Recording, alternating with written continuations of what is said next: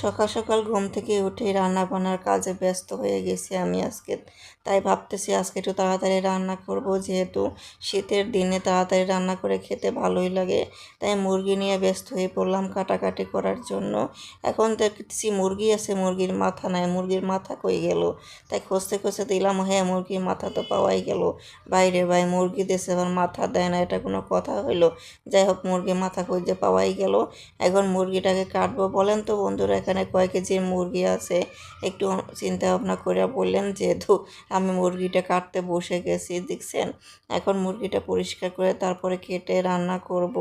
এটা দিয়ে আজকে কী রান্না করব বলেন তো? বিরিয়ানি নাকি খিচুড়ি নাকি অন্য কিছু? আসলে আমার কাছে কিন্তু সব জিনিসই কোটা কাটার আগে পরিষ্কার করে নিতে ভালো লাগে। তাই মুরগিটাকে আগে পরিষ্কার করতেছি, তারপরে কাটবো। কাটার পরে কিন্তু দেখা যায় পরিষ্কারটা ভালো করা যায় না, এজন্য আগে পরিষ্কার করতেছি, তারপরে কেটে তারপরে রান্না করব। সব যে কোনো জিনিসই কিন্তু পরিষ্কার করে তারপরে রান্না করাটা অনেক ভালো। এই যে এখন কাটা শুরু করলাম। আল্লাহ হাফেজ।